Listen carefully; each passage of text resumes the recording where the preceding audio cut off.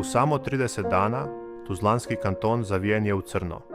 2 teške saobraćajne nesreće, 2 ugašena života, 2 mlada čovjeka čiji su snovi brutalno prekinuti zbog pijane i drogirane vožnje. Prvo je, 13. jula, život izgubio 22-godišnji Amar Sejdinović, student Univerziteta Finra. Tog kobnog dana Amar je sjedio na zadnjem sjedištu golfa. Bio je s prijateljima, bez slutnje da će to biti njegovo posljednje putovanje.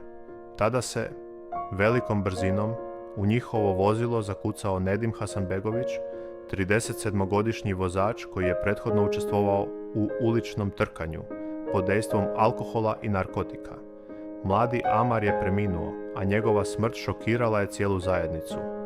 Manje od mjesec dana kasnije, 5. augusta, nova tragedija.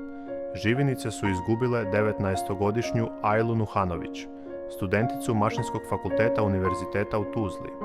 Dok je prelazila ulicu na pješačkom prijelazu, vozilom marke Passat, udario ju je Vejsil Halilović, također pijan. Alkotest je pokazao skoro 1 promil alkohola, a brzina kojom je vozio bila je pogubna. Ajla nije imala šansu.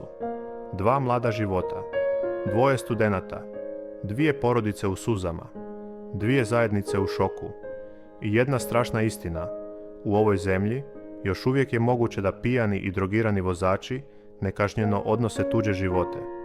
Dok god odgovorni šute, dok god se izostavljaju sistemske mjere, statistika raste, a s njom i broj grobova.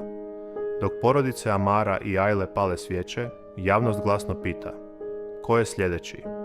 Koliko još mladih mora poginuti da bi se stvari promijenile? Vrijeme je da se prestane s tišinom i praznim riječima. Vrijeme je za zakon, za pravdu, za odgovornost. Jer ako šutimo, svi smo saučesnici. Za Amara, za Ajlu, za sve mlade koji još vjeruju da je budućnost ispred njih.